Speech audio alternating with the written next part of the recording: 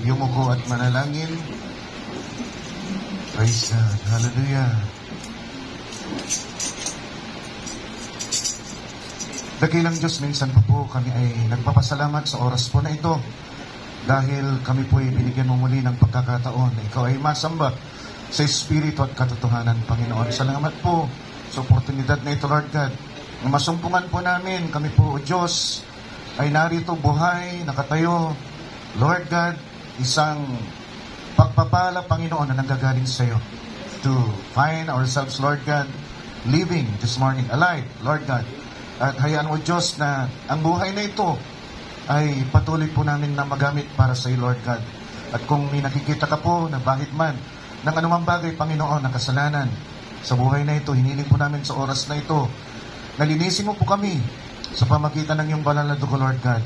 At hayaan mong makaharap po kami sa iyo na isang malinis na sisidlan na maaring maging daluyan ng iyong pagpapala, Panginoon, sa umagang ito. Because without a clean vessel, Lord God, hindi makakapasok sa aming Panginoon, hindi kami makakatanggap ng anumang pagpapala na nanggagaling sa iyo.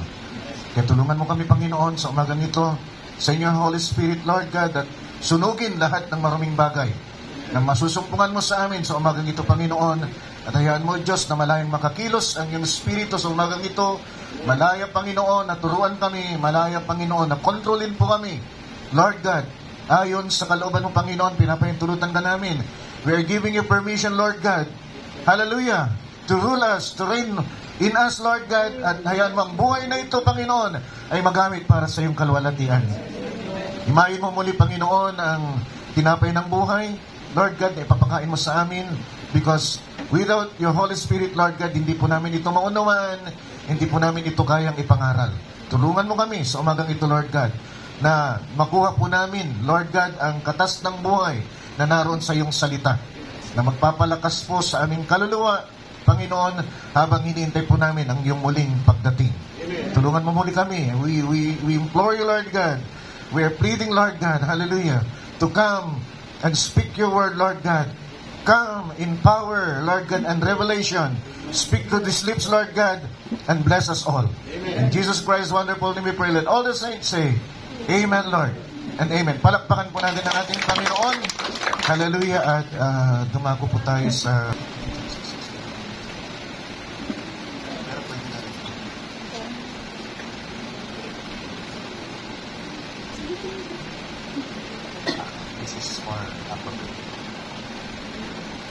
And what agreement had the temple of God with idols? For ye are the temple of the living God. As God had said, I will dwell in them and walk in them, and I will be their God, and they shall be my people. Panginoon, sa aming pagpapatuloy ng aming pagtalakay ng aming tema, Panginoon, na nagsasabing God wants to involve Himself in the affairs of men. At nawa, Panginoon, patuloy ka pa rin na pumilos sa aming kalagitnaan na nais po namin makita ang plano mo, Lord God, sa sangkatauhan. Plano mo sa mga pinili mo, Lord God, na makakasama magpasawalang hanggan. May dahilan ka bakit mo kami nilikha. May dahilan ka kung bakit niligtas mo kami. May dahilan ka, Panginoon, bakit gusto mo kami makasama. Pakita mo ito sa amin, Lord God, ng buong liwanag so that we could appreciate what you have done for us, Lord God. At pag nakita namin ito, nawa pipihit ang aming mga puso na paglingkuran ka ng buong puso puso, Panginoon, ng buong kalooban po namin na hindi kami pinipilit ng sinumang tao. We just want to serve you because you are you. In Jesus Christ's wonderful name we pray, and all the saints say, Amen, Lord, and Amen. Palakpakan po natin ang ating Panginoon. Hallelujah. At maaari na po tayong makupo. Binabati ko po kayo ng magandang sa pangalan ng Panginoong Kristo Jesus. Isang kagalakan. Makita, mga kapatid, yung ating mga kapatiran. Miss ko si Brother Roger. Tagal kong dinakita. At Brother Roy, salamat. Patuloy ka. Natuwa ako nung nandito ka nung nakaraan linggo. Lalo akong natuwa nung sinundan mo ng isa pa. Sana tuloy-tuloy na. Nabigyan ka ng kalayaan ng Panginoon. Kayong dalawa na makapagpatuloy Panginoon. We're in the home stretch, mga kapatid. At anytime, lampas na tayo doon sa ano Kung tutuusin, mga kapatid, nasa 2,000 na tayo. Every 2,000 years, may ginagawang Panginoon, mga kapatid. So, nandun na tayo sa pangatlong 2,000. First 2,000, mga kapatid, yung flood. Second 2,000, mga kapatid, yung crucifixion. Pumasok tayo dito sa third 2,000, mga kapatid. Ang promise ng Diyos, gugunawin niya ng mundong ito ng apoy. Then pagkatapos niyang gunawin, mga kapatid, papasok na tayo. Doon sa seventh, mga kapatid, sa millennium, then after millennium, mga kapatid, ay eternity.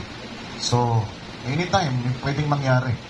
And it's right, dito na nagkaroon ng weapons of mass destruction na dati wala. Ngayon, meron ng kaparaanan para talagang gunawin ang mundong ito. Dati wala. Kaya yung panahon ay talagang hinog na, mga kapatid. At kung ito'y hinog na, dapat malaman natin ang plano ng Diyos para sa atin. Dahil kung di natin malalaman, di natin ma-appreciate, kung di natin ma-appreciate, pawarti-warti lang yung paglilingkod natin sa Panginoon.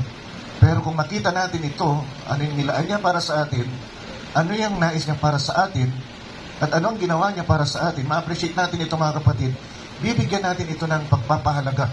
Amen. Gagawin natin itong isang kayamanan, huwag natin itong bibitawan sa ating mga puso, dahil ito ay regalo ng Diyos, hindi galing sa tao. Ang regalo ng Diyos di mawawala, pero ang regalo ng tao mawawala. After some time, mawawala na yan. Tulad nung birthday ko, binigyan ako ng cake. Nung kinain ko, wala na. Sister Ben, di ba? So, ganun din. Minsan, bibigay sa inyo ng mga regalo. Pag nasira, wala na. Mga kapatid. So, purihin ang Panginoon. At in the past, nakita natin, hindi na ako babalik pa ng total review. Pagpapilin tayo doon sa tao, bakit siya create? Kasi yun yung dahilan, mga kapatid, bakit natin nakita na that God wants to involve Himself in the affairs of man. Nakita natin yung tao sa mga nakalipas, na-create ng Diyos dahil gusto ng Diyos makipag-fellowship sa tao. That's the very purpose. Bakit tayo create? Dirinig niyo yan? Create tayo dahil gusto niya, mga kapatid, na makaniigan niya tayo.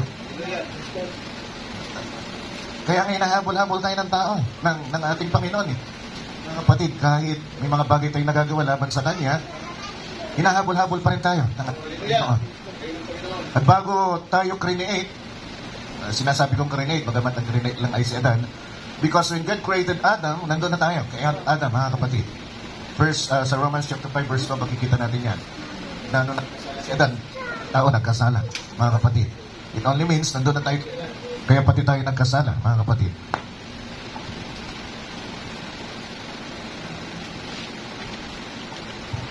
Purihin ang Panginoon. So makikita natin doon anong nagkasala si Adan, nagkasala din tayo, mga kapatid. At nung nagkasala tayo, mga kapatid, the very purpose of that is, the very reason of that is, binigyan ng free will yung tao. Kasi gusto ng Diyos na maging Diyos siya sa atin. Gusto ng Diyos na maging Ama siya sa atin. At gusto niya makita natin na siya yung malilikha. At pag nakita natin yon, siya ay ating dadakilain. Yung nakinanta niyo kanina, nandoon yung very essence, mga kapatid, ng creation. Yun, yung magnificent. Yun, mga kapatid. Nandoon yung very essence, bakit nilikha tayo ng Diyos upang maibalik natin sa Kanya. Mga kapatid, kung ano siya, kung sino siya. While nag-ano nga kung hindi pa naman. Ang verse 1 na rin. Yung esensya niyan, mga kapatid, napatanong-tanong. 84, verse 1 to 9. Napatanong si David, ano bang tao pa sa iyo? Sabi niya, bakit ka mindful? What is one thing why you are mindful? Bakit pa binibigyan mo siya ng pansin? Sabi ni David. Then sinaysay niya ang kadakilaan ng Diyos. Sinaysay niya kung ano yung mga nilikha ng Diyos, mga kapatid. At yung tao, let us think this, ang ganda kasi. What is man that thou art mindful of him?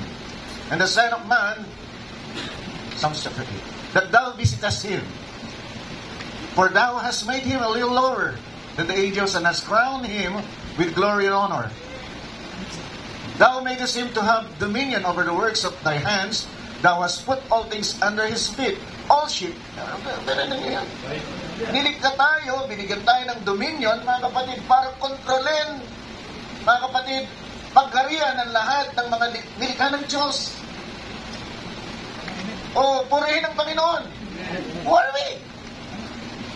Because God wants to involve Himself in our affairs. Kung hindi tayo bibigyan ng ganyan, mga kapatid, ng kadakilaan, napakadakila, mga kapatid, na responsibilidad, napakadakila, mga kapatid, ng pribilehiyo. See? Napakadakila yan. To subdue and have dominion over all God's creation. Oh my God, what is that? It's a great privilege, mga kapatid. Front lang tayo.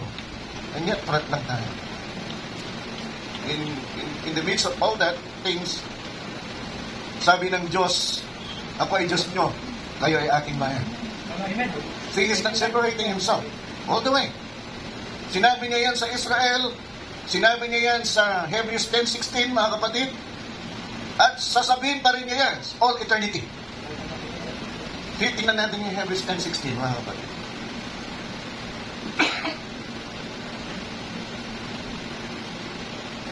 Hebrews 10:16. This is the covenant that I will make with them. After those days, said the Lord, I will put my laws. See, ito yung paulit-ulit natin na tinatalakay. Na darating ang araw, isusulat ng Diyos ang kalooban niya sa puso, ilalagay niya sa isip natin. Kaya wala nang ibang nagtuturo sa atin. Hindi mo na kailangan si pastor. Hindi mo na kailangan ng diakono. Hindi mo na kailangan ng kapatid mo na turuan ka. Hindi ka na kailangan na sabihin sa'yo, oh, kapatid, nakakalimot ka. Brother Leo, hindi na mo gagawin yan. Why? Because God Himself put His laws in your heart. Amen. Paano ka makakalimot? Paano mo kaliligtaan? Paano mo, mga kapatid, hayaan na hindi magawa ito kung ang Diyos mismo ang nagsulat at naglagay sa puso mo ng kalooban niya? But in the midst of that, mga kapatid, still your will. Kailangan pa rin ang pahintulot mo dahil binigyan ka ng free will ng Diyos. See? Kung hindi ka binigyan ng free will ng Diyos, hindi mararamdaman ng Diyos yung tunay na pagsamba at pagkilala at pagdakila sa Kanya. Amen. If all God did is to command you to worship Him, serve Him, ano ang mapapala niya? Wala. He defeats His purpose. Right? Madidipit yung purpose niya na gusto niyang madakila, totoong madakila. Madidipit yung purpose niya na masasamba siya. Madidipit yung purpose niya na matawag siyang Ama. Na pinanggagalingan ng lahat ng mabubuting bagay. Sabi ng James chapter 1, verse 17. Nang walang anino man ng pagbabago. Hindi pinabago ng Diyos. Hindi mababago na siya pinanggagalingan ng lahat ng mabubuting bagay, mga kapatid. Every good gift and every perfect gift is from the above and cometh down from the Father of lights, with whom is no variableness, neither shadow of turning. Hindi mo ma-expect na magbabago yung isip niya sa pagkikita mo niya sa'yo bilang kanyang anak. See, yung free will na yung sinamantala ni Satanas. Nung sinamantala ni Satanas, nagkasik siya ng kasinungalingan. Since man has a free will, tinanggap niya ito. May free will siya mag-design. Nag-design siya, natanggapin yung kamalian. Tingnan ninyo, God cannot stop that. Because God gave him free will. Nung nag-decide na tanggapin yung mali, mga kapatid, bumagsak siya at siya napahiwalay sa Diyos. Sabi na rin banal na kasulatan, mga kapatid, nagkaroon ng isang malalim na bangin na hindi matawid ng tao. Hindi siya makabalik sa Diyos. Ngunit ang Diyos mula sa kataas-taasan, mga kapatid, being a magnificent God, He chose to stoop down.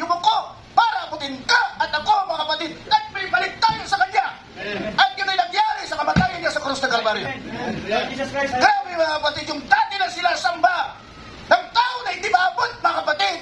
At ang kalawalatian niya ay hindi makita, sabi ng 1 Timothy 6:16, siya ay liwanag na hindi malapitan.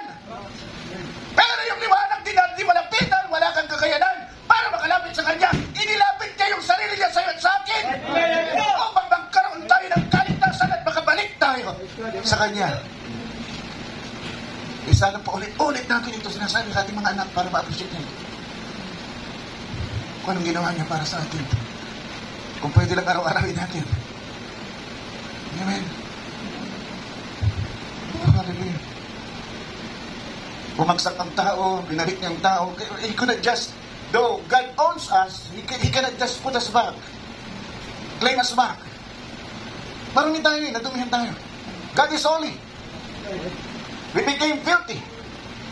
Naging madumi tayo. Dahil doon sa kasinungalingan na ginawa ng diablo at tinanggap ng tao. So anong ginawa ng Diyos? Para malinis ka at ako at may balik tayo sa Kanya. Namatay siya para sa iyo at sa akin. Amen. Dahil ang kabayaran ng kasalanan ay kamatayan. Pinanganak ka sa mundong ito, may nakaumang na kamatayan sa iyo at sa akin. At hindi lang kamatayan sa laman. Yan ay kamatayan, mga kapatid, magpawalang hanggan. Hindi ka na, kahit namatay ka, there's no opportunity of you to live eternally. Pero ang ino-offer ng Diyos sa iyo at sa akin is to live eternally. Walang katapusan. Pabubuhay ka dito, sa mundong ito. Magagawa mo lahat ng gusto mo, ng layo mo, ng pita ng katawan mo. Mga kapatid, hallelujah, for how many years? 50, 60, 100? Sabihin mo na 1,000. Sige yan, 1,000. But after 1,000 years, ano magyayari sa iyo kung wala kang Kristo? Patay ka, hahalo yung katawan mo sa lupa, uuurin, at aapak-apakan ka ng tao. Yan bang gusto mo? Yan bang gusto natin? Yan bang gusto natin? O claim it, ayoko!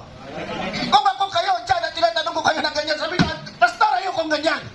Why? What you claim, you will have. If you don't claim eternal life, then so be it. You don't have eternal life. But if you claim eternal life, then you have eternal life. Amen. Oh, hallelujah. Gano'n pa kayo ito, himayin ang gusto para maunawaan natin at mag-respond tayo. Sige, nalalapit na ang pagdating niya. Pero yung pag-respond natin sa kabutihan ng Diyos, parang kulang pa, no? Purihin ng Panginoon. So, nahulog ang tao. Mga kapatid, pero nakita natin na unti-unti nihayag sa banal na kasulatan ang pagnanasa niya, mga kapatid, as He had said in the Old Testament, na He wants to dwell with Israel, and we are the spiritual Israel. If He wants to dwell with Israel, then God also wants to dwell with us. If He wants to dwell with Israel, mga kapatid, in the natural, He wants to dwell with us in spiritual. Kaya may Holy Ghost tayo. Come on. Come on. If you have the Holy Ghost, then God is dwelling with you. Pupurihin ang Panginoon. If God is dwelling with you, then God wants to involve Himself with the place of men. Hindi nagbabago. Magmula doon sa Garden of Eden, nung narinig siya ni Adan at Eva na naglalakad, not a spirit, but he's walking the coolness of the day. When Adam and Eve heard him, yun ay patuloy pa rin niyang gagawin. Hanggang siya ay dumating para i-claim yung kanyang tinubos. Kailan niya? Tinubos na yan. Pero hanggat, mga kapatid, hindi tayo clinic-claim, wala pa tayo sa kamay noong nanubos. Come on. He could not leave the mediatorial seat. Nakaupo pa rin siya doon. Bakit? Marami pang pumapasok na kaluluwa. Yung gustong maligtas. Kasi kung aalis siya doon sa mediatorial seat, wala nang mag-mediate. Wala nang mamamagitan sa atin. So nandun siya, nakaupo siya doon. Pero oras na tumayo yan, mga kapatid, hallelujah, parang i-claim niya na sa rapture, yung mga tinubos niya, kahit anong hiyaw mo, kahit anong iyak mo, hindi na maririnig ng Diyos niya. Sarado na ang pintuan ng biyaya. Ngayon ang panahon para humiyaw tayo, umiyak tayo, humingi tayo ng tawad, mga kapatid, ngayon. At pag sinabi ko ngayon, immediately, ano isang word? Immediately sa isa Senado. Hindi, yung isang dalawa yun, immediate sa yung utos sa Kongreso, immediate. Yung utos, mga kapatid, sa Senado,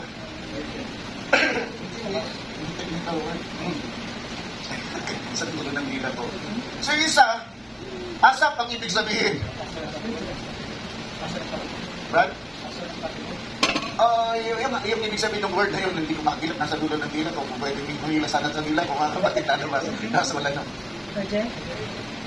Urgent? Hindi, ginagamit ngayon. Portrait! Tingnan mo. Portrait, mga kapatid, means asap. When you say asap, it doesn't mean immediately. Immediately, pastor.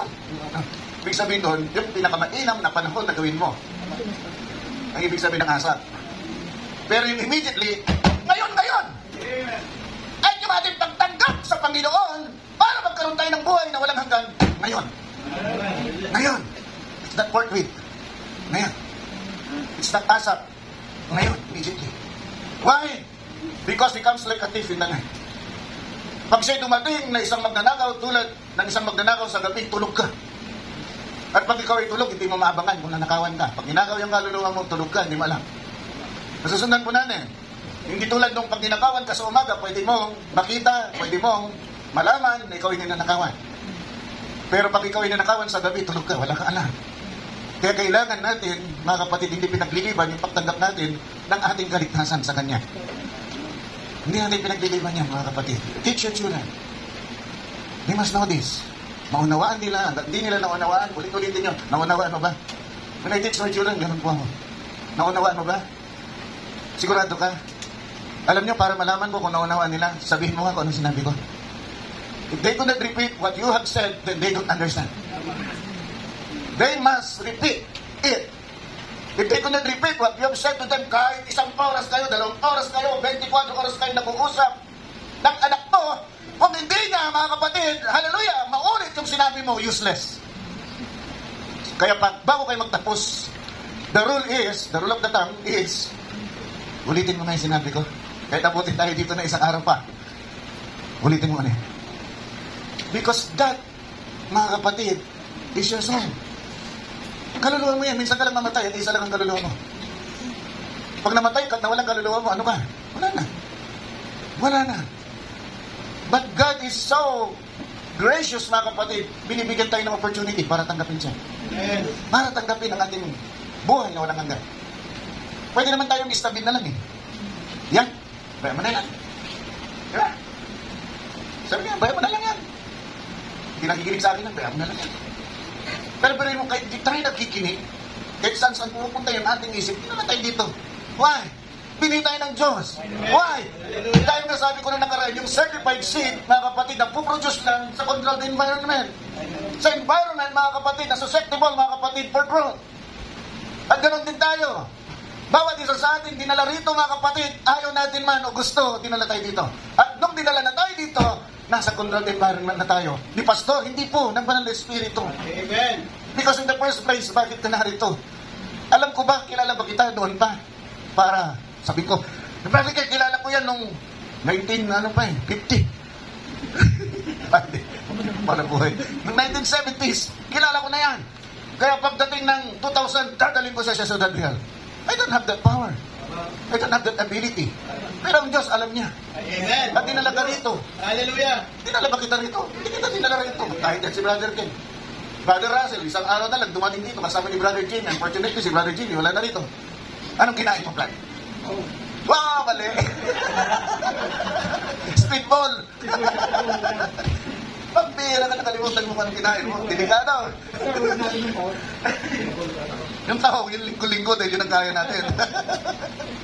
Pero kung dumating ka, dahil di pa kayo kumakain, yung pinakamabilis na tuin, speedball. Mga kapatid, mabuti meron ako. Hindi kita kilala naman, di ba? Kung pero nandito ka ngayon, stay, mga kapatid, through the years, mabuti o masama yung ating naririnig, masakit man sa ating dibdib, mga kapatid, hindi man natin makayanan, pero bumalik tayo dito tayo kasi tinawag ng Diyos, dito kasi yung controlled environment natin. Mga kapatid, hallelujah. Do you know, magbibigay ko ng ehemplo sa inyo.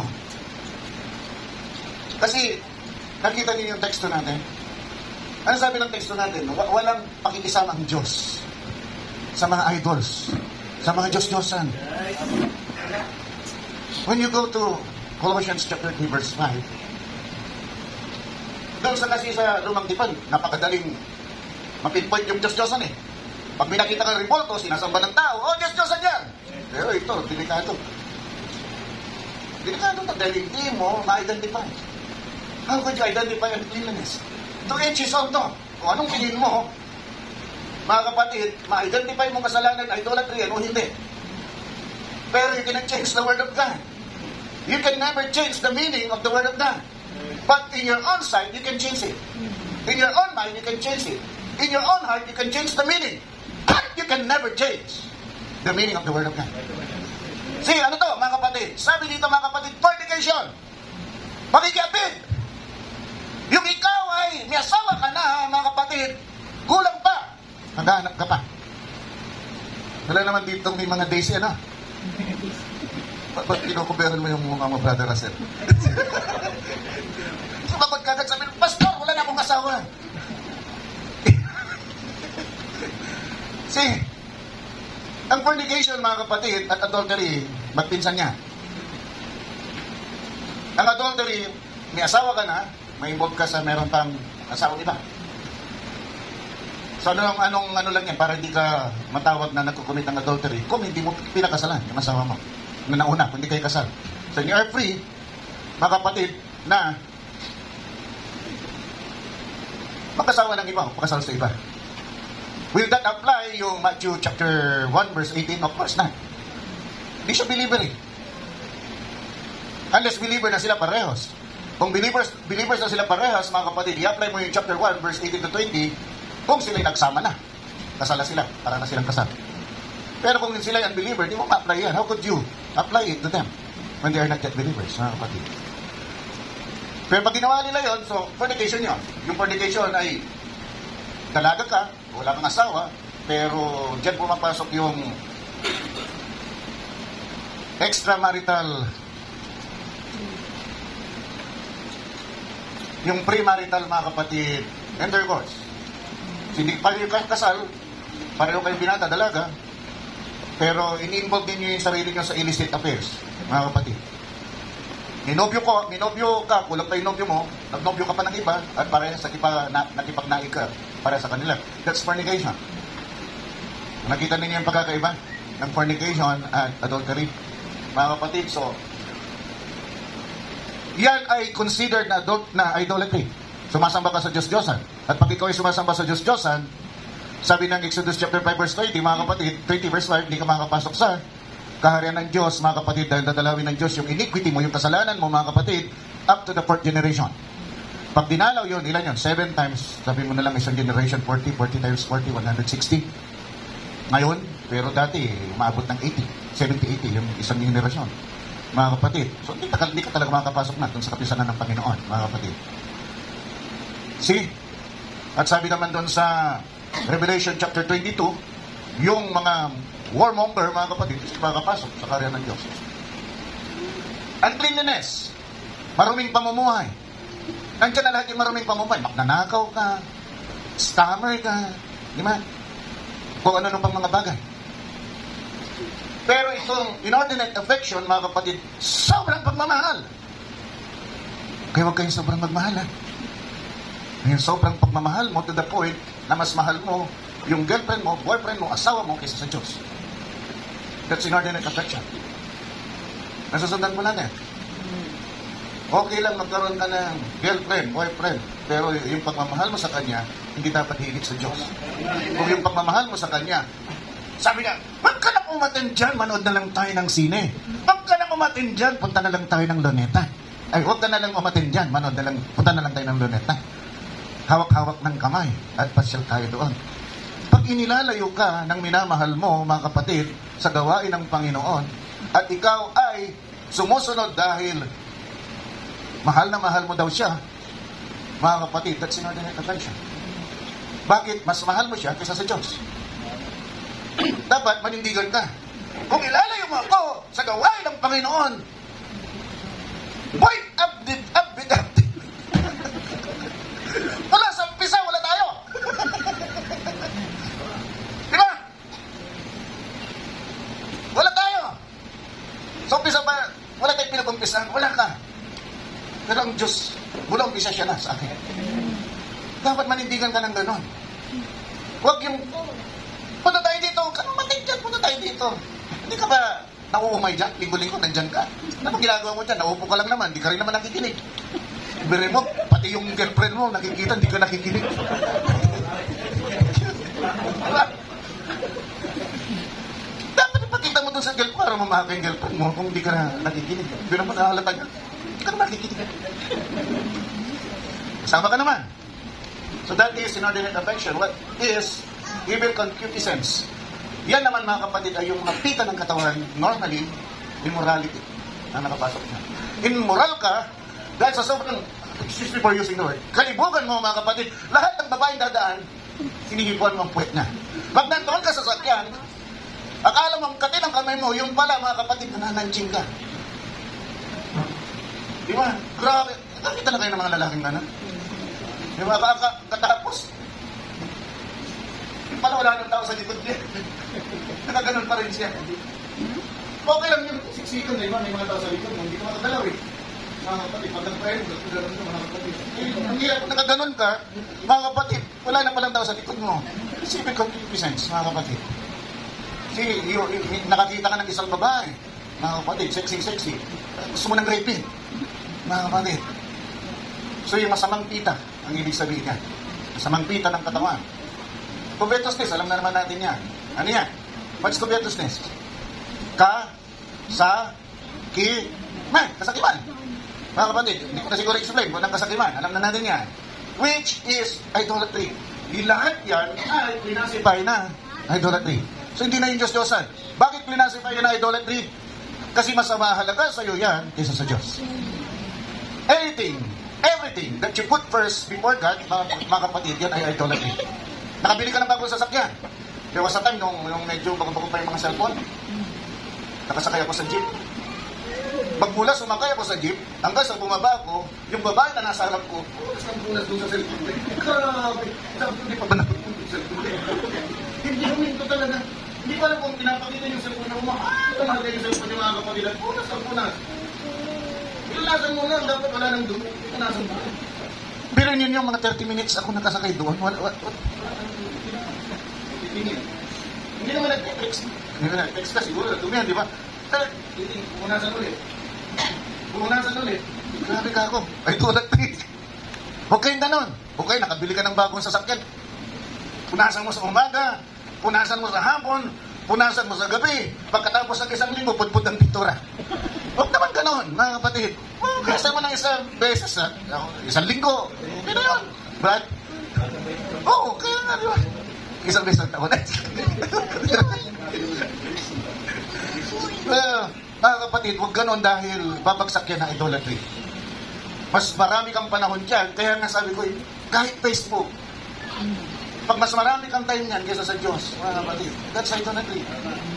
Babad ka sa YouTube, mga kapatid. Babad ka sa video games. Idolatry yan. Pag namatay ka, tungo mo imperno. Tungo mo imperno.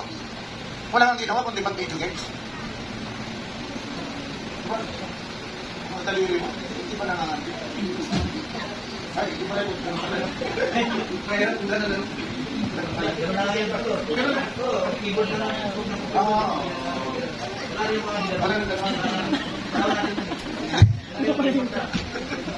Pagkahalata tayo, brad. Purihin ng Panginoon. Look at that idolatry. Yan yung kinababagsakan ng tao ngayon. Dahil hindi napapansin ng tao. Why? Kasi pastor, ginagawa naman ng lahat. Si brother ganito, ginagawa naman. Kaya kayong mga diakono, pag meron kayong posisyon sa church, huwag yung gawin yan. Justice. Pag nakita kayo na ginagawa niya, may dahilan sila para gawin.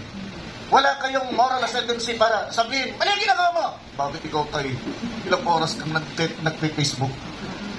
Wala, babalikan ka. So, huwag niyong gawin. Bakit ko ni-stress ito mga kapatid? Para makita niyo yung vivid picture, I will give you an example. In 1 Samuel, pumunta sa templo yung nanay ni Samuel. Umiiyak siya, dahil hindi siya magkaanak, bauli. Isa siya sa asawa ng tatay ni Samuel. So sabi niya, Panginoon, pag binigyan mo ako ng anak, paglilingkod ko siya sa'yo. At buong buhay niya, hindi ko pagugupit ang kanyang buhok. That's the vow of Nazarene. Pag hindi mo pinaputol yung buhok mo, vow of Nazarene yan. Si Samson, vow of Nazarene yan. Hindi rin pinaputol ang buhok, mga kapatid. Chapter 2, sa madaling salita, pinanganak si Samuel. Nung kumakain na si Samuel, binigay na doon sa templo kay Eli. Si Eli, siya yung high priest ng panahon na yan. Ngayon, meron siyang dalawang anak, si Hophni sa si Phinehas. Si Hophni sa si Phinehas, normally, pag high priest ka, yung anak mo, kung yan ang lalaki, magiging sacerdote sila, priest. Okay. So si Phinehas sa si Hophni, priest sila.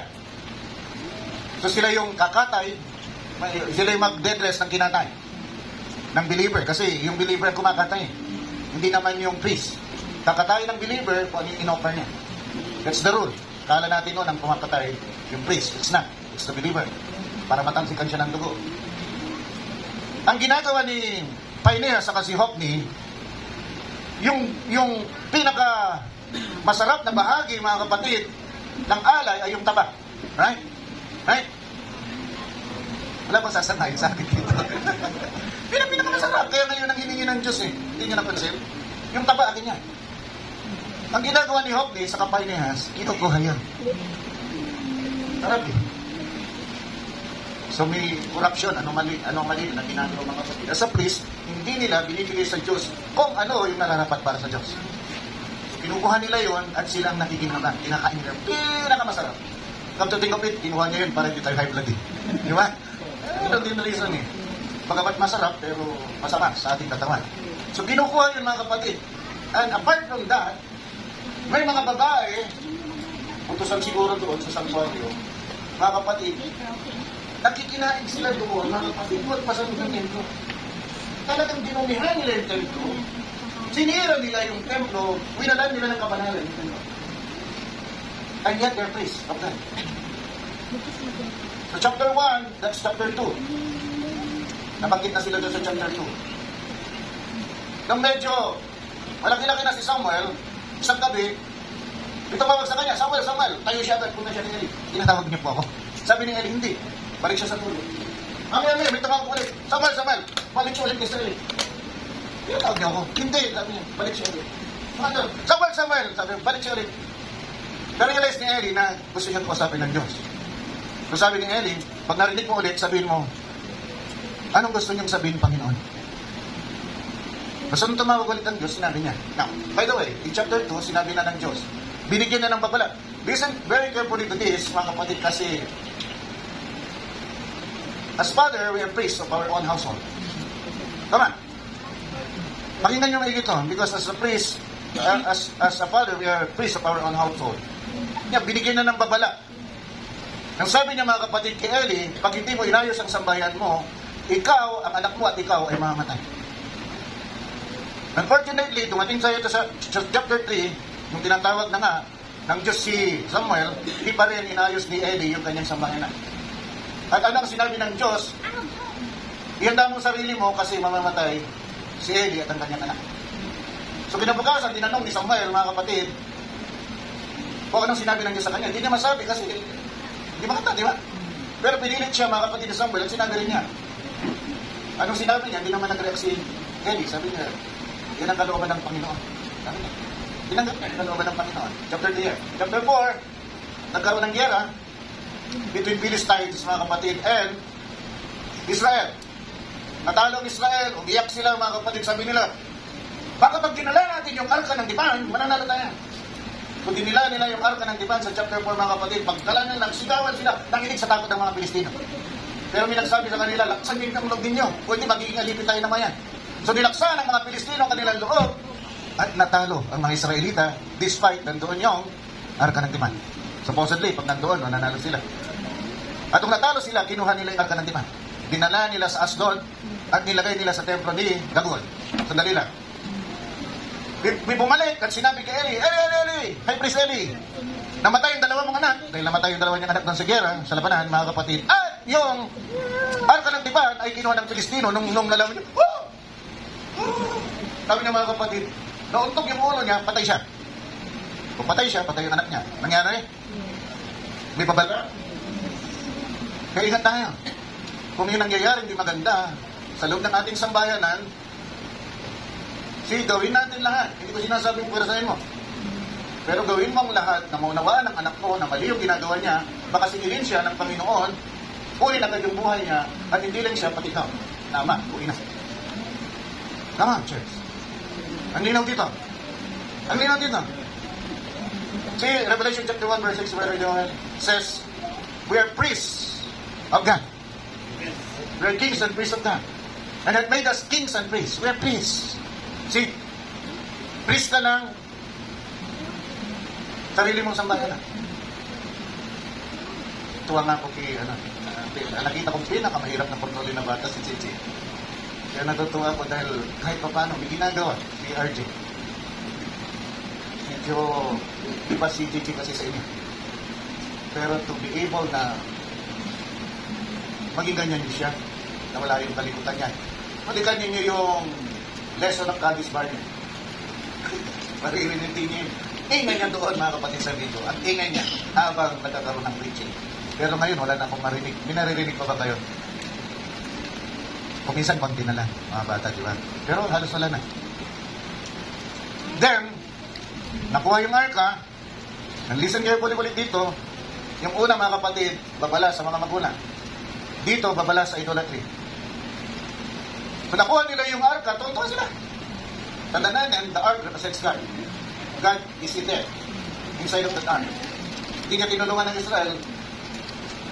Alam natin kung anong dahilan. Mga kapatid, malayong loob nila sa Diyos at gusto lang nilang pakinabangan ng Diyos. Hindi tayo gano'n. Ang isang mananampalataya dapat hindi gano'n. So, dinala nila sa Asdod, mga kapatid, isang lugar sa Philistine, at nilagay nila, mga kapatid, yung arka ng tipan, katabihin ay Dagon!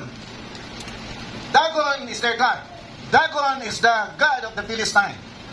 Kalahating fish, kalahating tao. Sinasamba nila yan, inaalayan nila yan. Bakit? Kasi coastal, malapit sila sa coastal. Ang kanilang pangunawa, pag iyan ay kanilang sinasamba at inaalayan, magkakaroon sila ng maraming huling isla. So nilagay nila doon mga kapatid, hallelujah, at kinabukasan, nung sila'y pumasok sa templo, nakita nila, nakayuko mga kapatid, yung ulo ni Dagon, nandoon sa sahig, nakayuko sa harapan mga kapatid ng arka. Hallelujah! Sabi nila, tsamba. Tsamba lang siguro, mamangin. Tinayo nila ulit. Brother Jonas. Nang pagtayo nila ulit, kinabukasan mga kapatid, hindi na lang ulo. Yung kalahating katawan, nakaganon mga kapatid yung kalahating katawan. Hindi lang yung upo, at yung ulo niya nasa sahig. Pati yung dalawang kamay niya, mga kapatid, nasa sahig. Kaya yun ang paraan, mga kapatid, ng pagsamba ng mga taga-Orient na kung tawagin ay proskuneo. Proskuneo. Hindi proskuneo, proskuneo. Mga kapatid. Yun yung tamang pagsamba, yung pagsamba ng Muslim, yun ang tamang pagsamba. Yung ilalagay mo yung ulo mo sa sahig, at yung kamay mo, at ito ay nakaluhod, at ang ulo mo ay nasa sahig.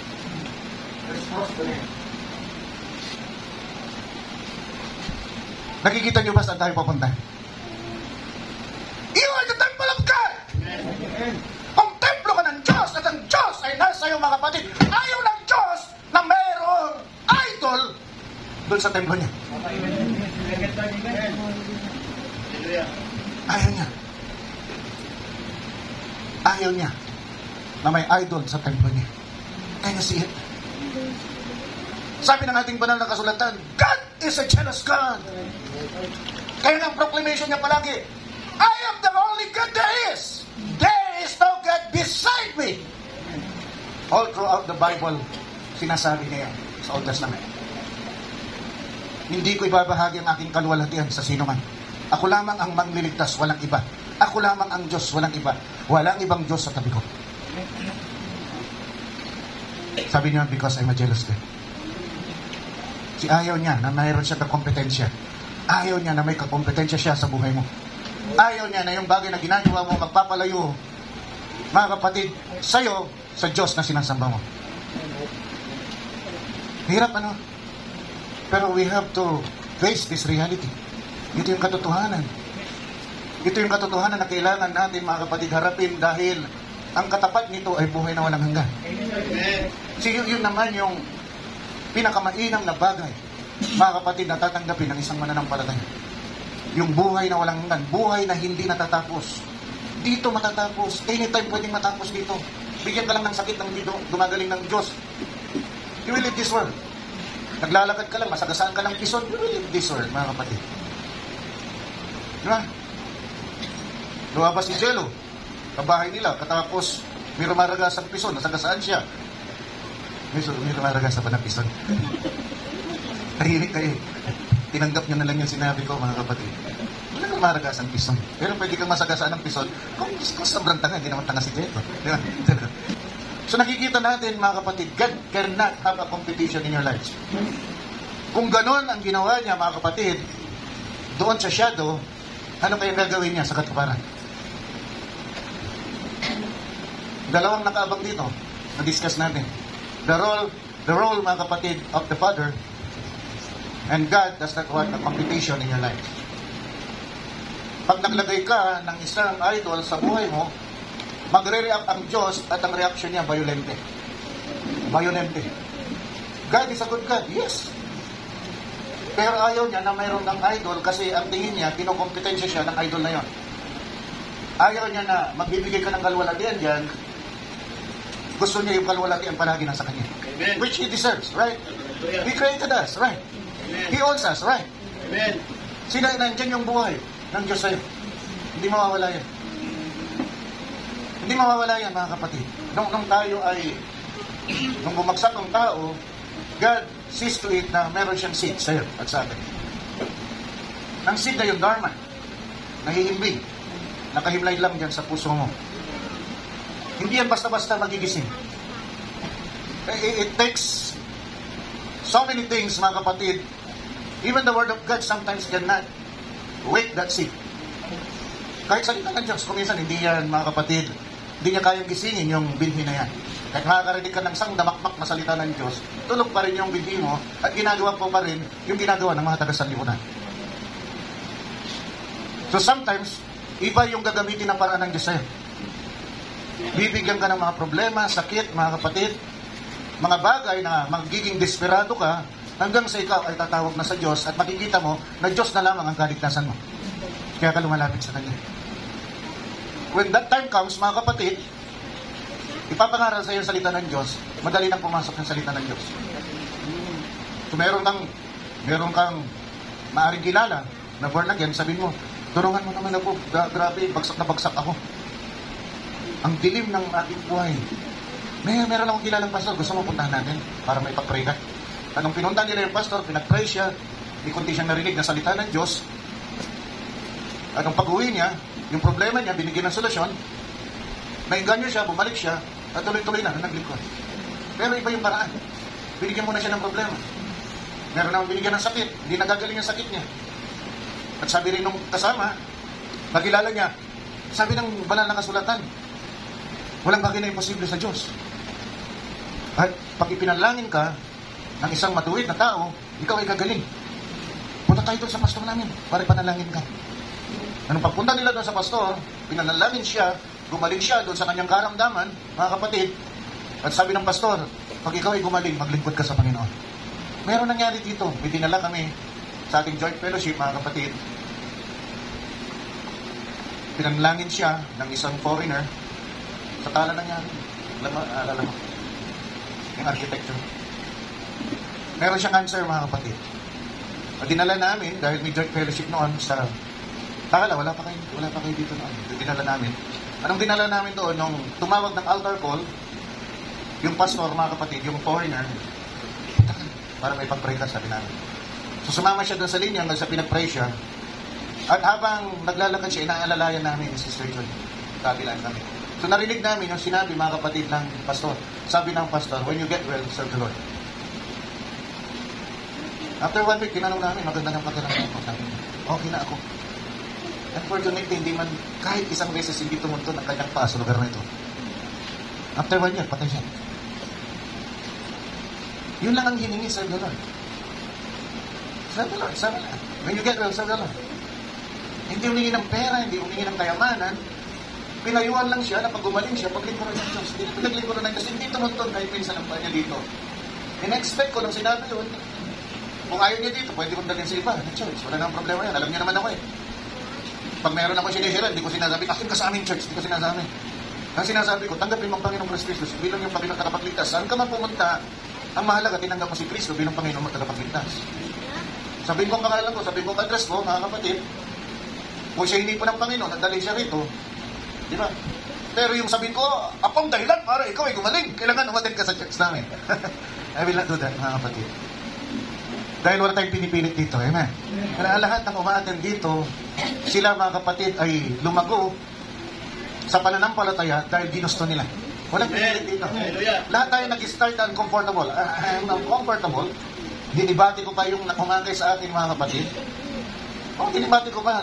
Dahil sabi niya, pag ikaw ay dinakda ng Espiritu Santo, sabi niya, ikaw ay magsasalita ng wika, di mo alam yung ginagawa mo. Nagbabasa rin naman ako ng Biblia. Bagamat hindi ako ganon, mangiinom pa rin ako noon, nakakadalawang ako ng sigarilyo, isang araw, pero nagbabasa ng Biblia. Ano ba tawag doon? Santong. Di ba? Sabi kasi doon, sa banal na kasulatan, sabi ni Pablo, kung ikaw ay nagsasalita ng wika at may pumasok na hindi mananampalataya at di niya alam yung ginagawa mo, huminto ka. Sinabi ni Pablo ng huminto, di alam niya kung ano kanya ginagawa. Sabi niya, spiritually blind, sabi niya sa akin. Doon ko tinanggap yung aking palo. Kaya huwag niyong hintayin. Don't reject the word of God. Napakatindi pag nireject mo yung salita ng Diyos, ng lantaran.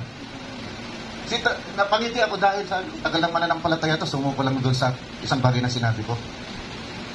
Doon sa aking isip, parang may paglalait pa ako. Doon sa nag-share sa akin. Kaya wala pa mga kapatid. 2 linggo, pinalo na ako ng Panginoon. Na parang ayoko nang mabuhay. Nawala ng saysay na.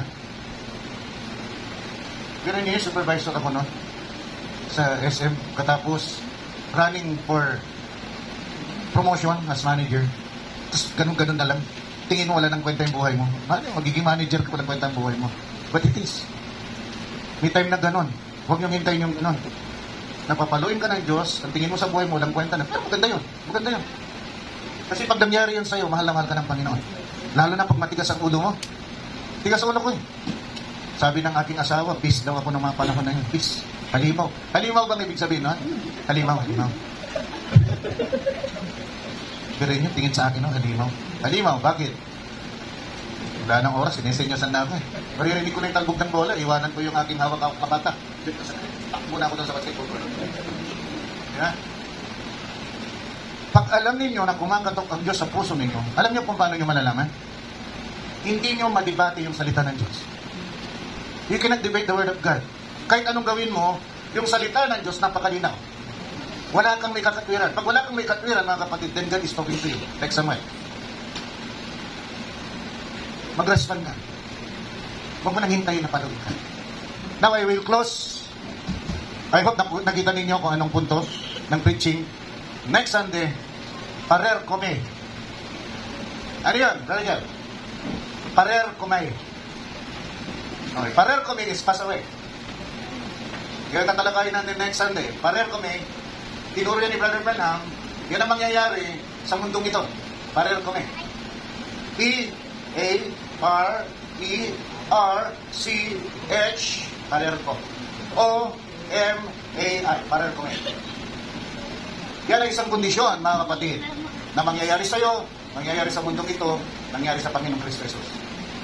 Titignan natin yan. Next Sunday, mga kapatid, kung aabutin na natin yung New Heaven and Earth. Kahit yung translation mo, kapatid, parer ko nga rin yan. Titignan natin bakit parer kami. Tayo tumayo lahat at tayo manalangin. Panginoon, iniyuyo ko po namin ang aming ulo.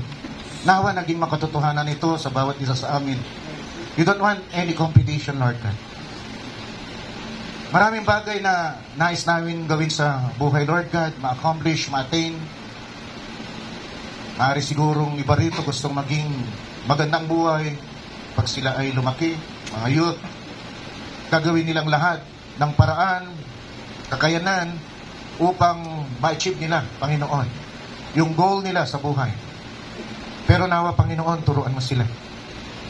Tulad ng aming awit, na kung hindi yon, Panginoon, ang nais mo sa kanilang buhay, baguhin mo po. At hayaan mong ang maging tibok ng kanilang puso, Panginoon, ay ikaw.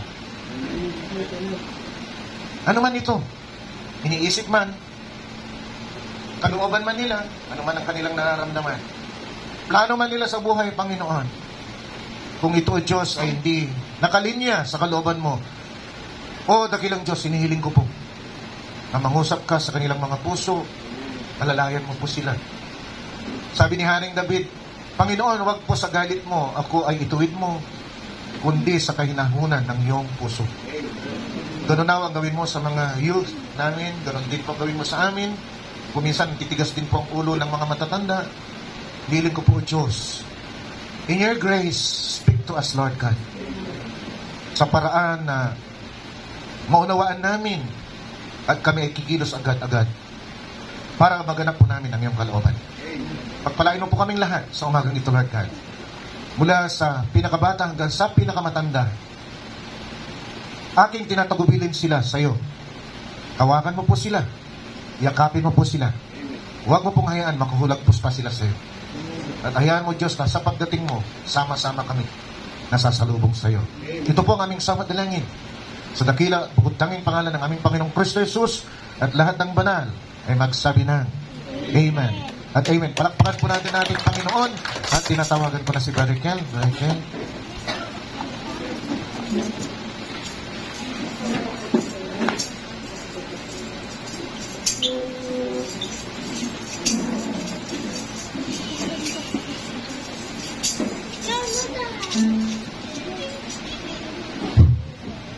AUX mode.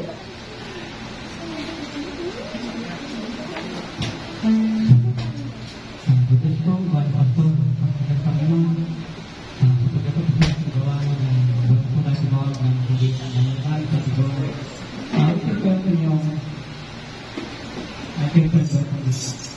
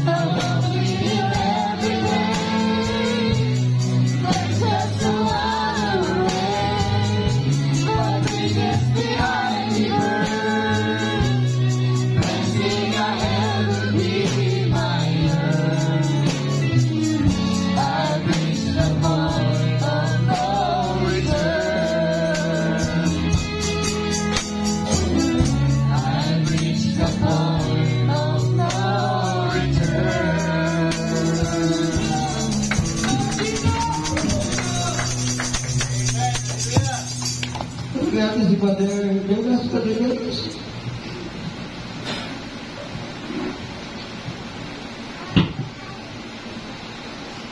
Ayun lang. Ayun Diyos na. Kami naman, salamat sa yung biyaya na namin sa iyo. Salamat Salamat sa mga bagay na kung saan inililigtas mo po kami. Salamat sa patuloy na pagpapatay, pagpapatay sa amin. Makilang bagay na inilalaan mo sa amin para Lord. Nasasaktan namin ang inyong namin dahil hindi namin makalapit. Lubos ang balat at saktan na kalugod mo. Kabalan mo po kami. Patawarin mo po kami. Tulungin mga tao mo. May hina, Lord God. Tulungan mo kami, Lord. Nabalat namin ang saktan at balat na kalugod mo. Naglalog mo po sa amin ang balat protection, Lord God. Bulan sa pinakatan at magandalo mo bahagi Church nito, Lord. May kapatid namin na Church, Lord. Kaya sila. Kaya namin, hindi pa rin kami. Sa iyo na rin, para kami kami. Namatuloy namin ang naming lakbay sa mundo nito. Kami sa lupang pangako na kutsara mo. Makikita ka namin ang mga Lord. Yes, Lord. Hallelujah. Pagpuli, isama, iwalati at pagpapilay, pagpapilay mo, pagputaki at pagpapilay ang pangalan, Panginoon Kristo Jesus, gabo ang aming sa era. Amen. Thank you. Dapat ka na sa nawitin. Nawitin ba ang mga kapatid yun? Mga bayan-bayan.